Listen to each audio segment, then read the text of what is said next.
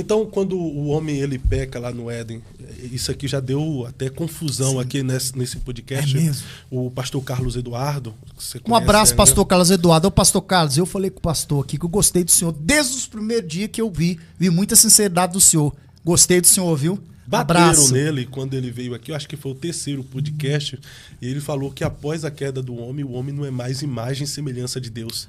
Olha que coisa interessante.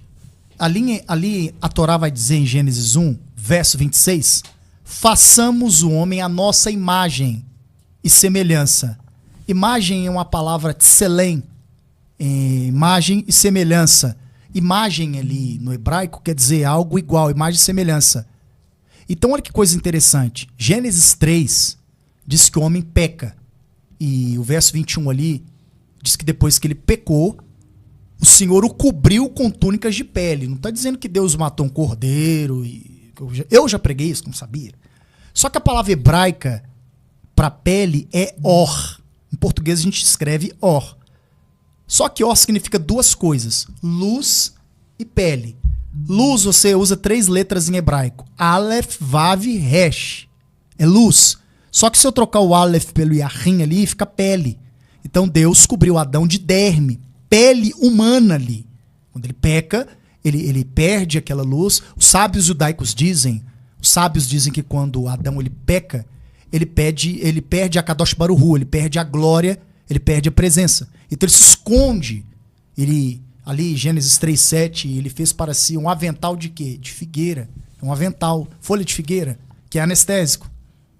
Folha de figueira é anestésico. Não sabia, é? Lá em Minas, quando a gente machucava, assim, por exemplo, se machuca, se cozinhava na roça, se colocava folha de figueira.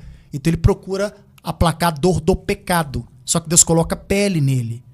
Aí isso que eu estou dizendo aqui para vocês é uma perspectiva ali dentro do pensamento judaico-messiânico, tá, gente? Isso aqui é um pensamento, uma linha de pensamento. E quando Deus coloca pele nele, é para dizer, agora você não é eterno. Você vai morrer, você vai envelhecer, você vai ficar velho. Você perdeu a glória que você tinha no Éden. Só que ali há a primeira profecia messiânica, no verso 15, que o Eterno, Kadosh Baruch Hu, ele vai dizer para a serpente que da descendência da mulher. Olha que coisa doida. Da mulher, da descendência da mulher, mesmo que foi enganada pela serpente. Só que da descendência dela ele ia gerar porque a serpente iria o quê? Ferir o seu calcanhar. E ele iria esmagar a sua cabeça. É o Mashiach, é o Cristo. É o Cristo.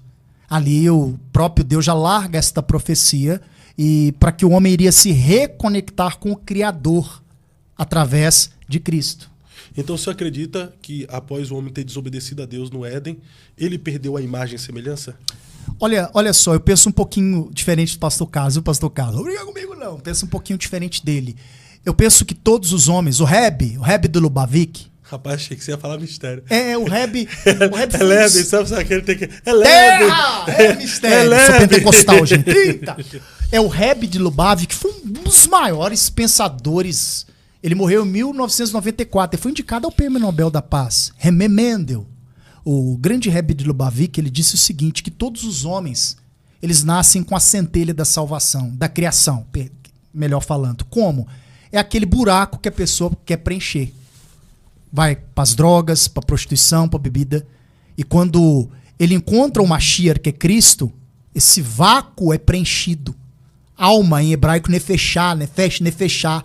A alma é conectada ao Criador. O homem, ele ainda é a imagem do Criador, ainda que caído por causa do pecado, por causa da alma. A alma carrega a sua conectividade com o divino. Então não perde a imagem e semelhança de Deus. A alma nefeshá não, a alma nefeshá é eterna. A alma foi dada por Deus. É a alma que vai se apresentar perante o Criador. É a alma que carrega, segundo o conceito bíblico, a nossa consciência. Respeito os irmãos adventistas que creem no sono eterno, mas Jesus ele conta uma história, pastor Fábio. Lucas 16 ali não é uma parábola, é história. Porque ele fala de personagens reais, que é Abraão, Moisés e do rico. E o Lázaro. O pobre, né? E o rico foi para onde?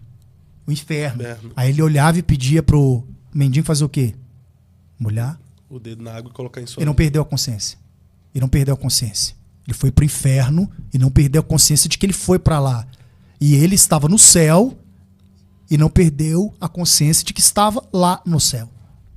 Então, como é que a gente explica? Se o homem não perdeu a imagem e semelhança de Deus, por que precisa de Cristo agora para religá-lo a Deus? Através da graça, aquele buraco que eu falei, aquele buraco. Porque a alma, ela é eterna, o corpo é efêmero, o espírito é o ruach, é o sopro da vida. A alma é o nefeshá. O espírito volta para Deus. O corpo morre, mas a alma precisa dessa conexão com o eterno através do Mashiach de Cristo. Nós só nos conectamos com Deus através de Cristo pela graça. O que é graça? Favor imerecido. Deus, ele se conecta com o homem. Você vê que Deus não salva animal.